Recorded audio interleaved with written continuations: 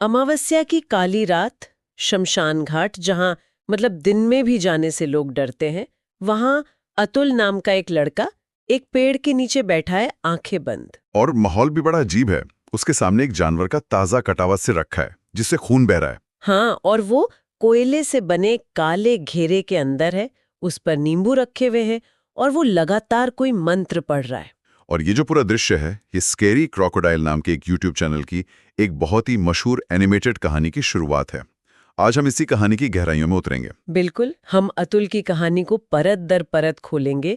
वो कौन था, किन हालातों ने उसे कंठपिशाचनी जैसी खतरनाक साधना करने पर मजबूर किया, और साधना के दौरान क्या हुआ, और सबसे जरूरी, जब उसने साधना बीच में छोड़ दी तो उसके भयानक परिणाम क्या हुए। तो चलिए शुरू करते हैं अतुल के किरदार से ही।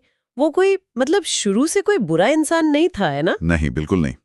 कहानी हमें बताती है कि वो गांव का एक सीधा साधा पढ़ा लिखा लड़का था। ग्रेजुएट था, बड़े सपने लेकर शहर आया था।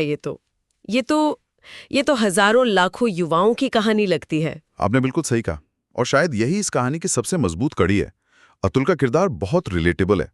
उसका मकसद भी तो नेक था। हाँ, वो बस इतने पैसे कमाना चाहता था कि गांव में जो उसके खेत और मकान गिरवी रखे थे उन्हें छुड़ा सके। पर शहर की जो हकीकत थी वो उसकी उम्मीदों से बिल्कुल अलग थी। यहाँ आकर उसे पता चला कि अच्छी डिग्री की कोई खास कीमत नहीं है। और यही सच्चाई उसे धीरे धीरे तोड़ने लगी। 3 दिन तक, सोचिए, 3 दिन तक पानी पीकर और पार्क में सोकर गुजारने के बाद उसे एक बाइक टैक्सी चलाने का काम मिला। गुजारा तो हो रहा था, लेकिन वो सपना जिसके लिए वो अपना घर छोड़कर आया था, वो इस नौकरी से तो कभी पूरा नहीं हो सकता था। और यहीं से मुझे लगता है उसके अंदर वो एक गहरी हताशा जन्म लेने लगती है। और जब कोई इंसान पहले से ही इतना हताश हो तो उसे भावनात्मक चोट पहुंचाना और भी आसान हो जाता है। और यहीं पर कहानी में अमृता की एंट्री होती है। हाँ, अमृता, वो अतुल के लिए एक उम्मीद की किरण बनकर आती है, लेकिन असल में वो उसे और भी गहरे अंधेरे में धकेलने का कारण बन जाती है। ये रिश्ता शुरू से ही बड़ा अजीब था।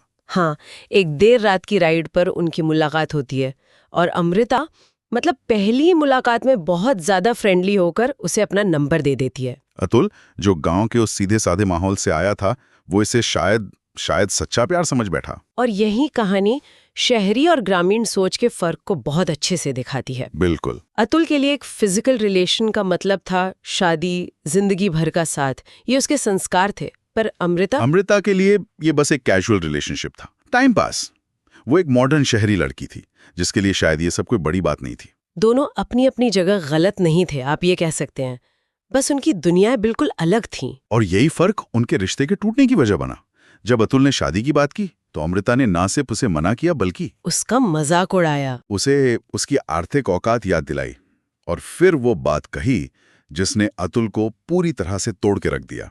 हाँ, वो लाइन कि ऐसे में तो मुझे कम से कम 25 लोगों से शादी करनी पड़ेगी। ये अतुल के स्वाभिमान पर सीधा हमला था। ये सिर्फ एक ब्रेकअप नहीं था, ये उसका अपमान था, उसकी भावनाओं को कुचल दिया गया था। और इसी एक घटना ने उसकी हताशा को एक खतरनाक गुस्से और बदले की भावना में बदल दिया। सही कहा। वो अब सिर्फ अमीर नहीं बनना चाहता था, वो अमृता को उसकी औकात दिखाना चाहता था। और एक ऐसे ही टूटे हुए और हताश इंसान के हाथ में जब एक रहस्यमयी किताब लगती है जो जिंदगी बदलने का वादा करे, तो जाहिर है वो उसे एक आखिरी उम्मीद की तरह देखेगा। हाँ, वो ट्रैफिक सिग्नल वाली घटना। एक बूढ़े आदमी से सिर्फ 20 रुपए में एक फटी पुरानी किताब खरीद लेता है। और उस किताब का नाम ही अपने आप में एक चेतावनी था, कर्ण पिशाचिनी साधना। देखिए, ये तंत्र और रोग कथाओं में एक बहुत ही विवादास्पद और खतरनाक मानी जाने वाली साधना है।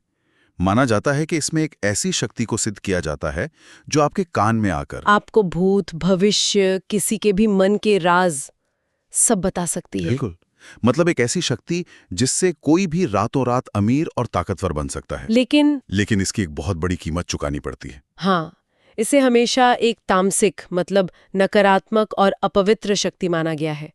और किताब में भी ये चेतावनी साफ साफ लिखी थी कि ये 41 दिन की साधना है जिसे किसी भी कीमत पर बीच में नहीं छोड़ा जा सकता। और अगर किसी ने ऐसा किया तो कर्ण पिशाचिनी उसका वो हाल करेगी कि वो मौत की भीख मांगेगा। तो अतुल के सामने एक तरफ था जल्दी अमीर बनने का लालच और दूसरी तरफ जान जाने का डर। ये एक बहुत बड़ा फैसला था। और उसने लालच को चुना। क्यों? क्योंकि अमृता से मिला धोखा उसके डर पर हावी हो गया था। उसे लगा कि उसके पास अब खोने के लिए कुछ बचा ही नहीं है। ये गेट रिच क्विक पॉइंट जो मानसिकता है उस पर एक बहुत गहरी टिप्पणी है। कर्ण पिशाचिनी यहाँ कोई बाहरी शक्ति से ज्यादा अतुल के मन का लालच और हताशा है। और फिर वो साधना शुरू होती है। अमावस्या की रात, शमशान में। शुरुआती अनुभव ही बहुत डरावने थे। कानों में फुसफुसाहट की आवाजें आना। हाँ, जैसे कोई कह रहा हो, अतुल मैं आ गई हूँ। यहाँ कहानी का हॉरर बहुत धीरे धीरे बढ़ता है। पहले सिर्फ आवाजें, फिर उसके कानों से खून बहने लगता है। उसे आईने में एक औरत की परछाई दिखने लगती है। बाइक चलाते वक्त उसे लगता है कि कोई पीछे बैठा है। कहानीकार यहाँ डर को परत दर परत बना रहा है, जिससे अतुल की मानसिक स्थिति पर जो दबाव पड़ रहा है वो हमें महसूस हो। लेकिन अतुल ये सब झेलता रहा क्योंकि किताब में लिखा था कि ऐसा होगा।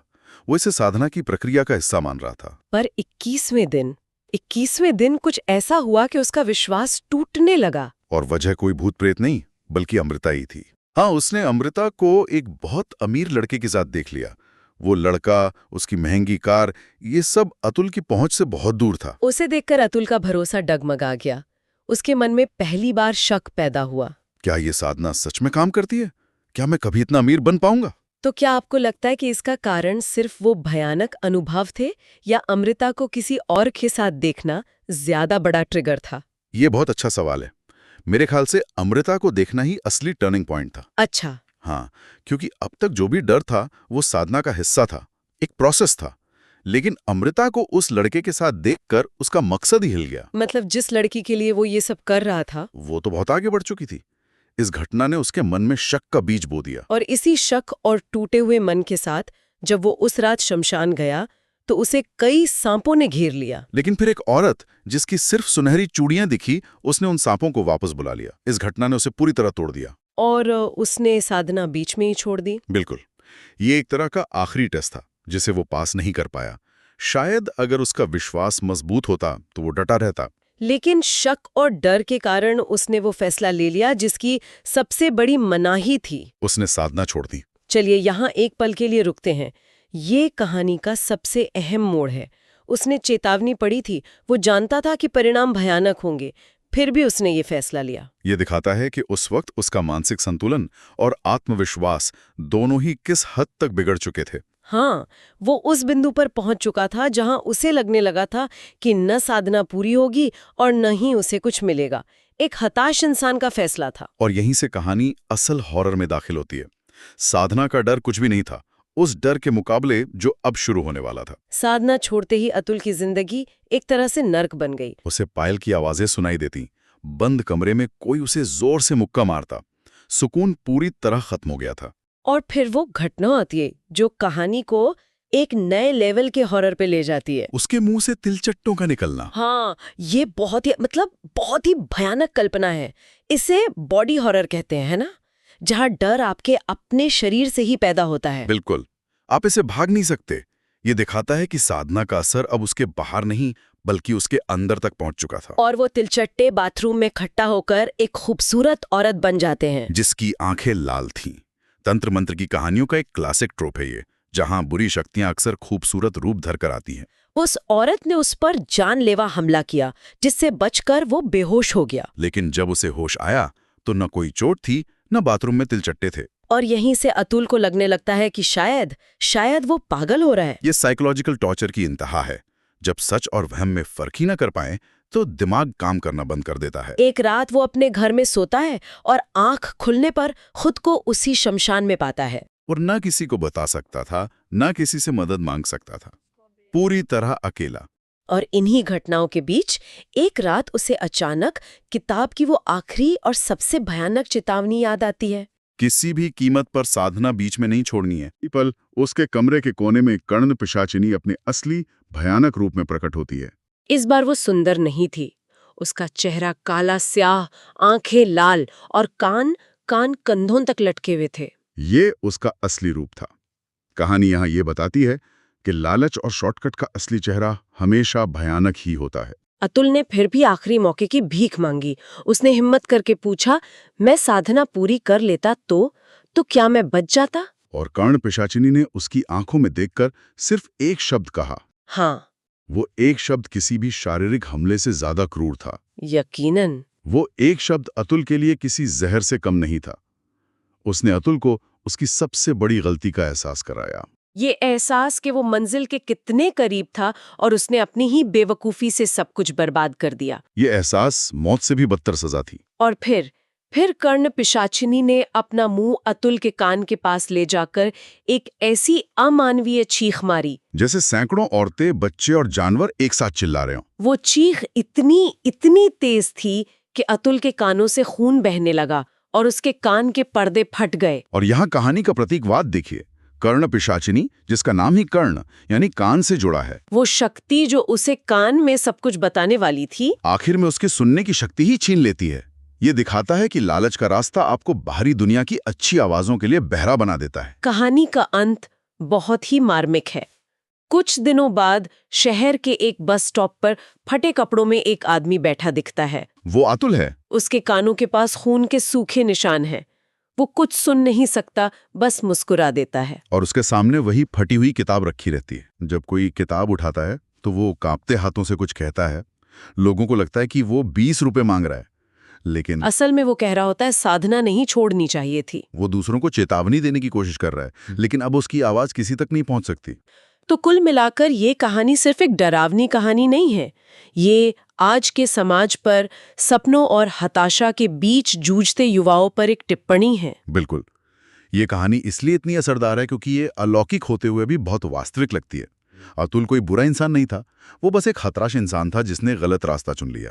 और ये कहानी बताती है कि शॉर्टकट से मिली सफलता की कीमत अक्सर बहुत बड़ी होती है। और कभी-कभी वो कीमत चुकाने के लिए हमारे पास जिंदगी भी कम पड़ जाती है। अतुल की ये कहानी वाकई सोचने पर मजबूर करती है।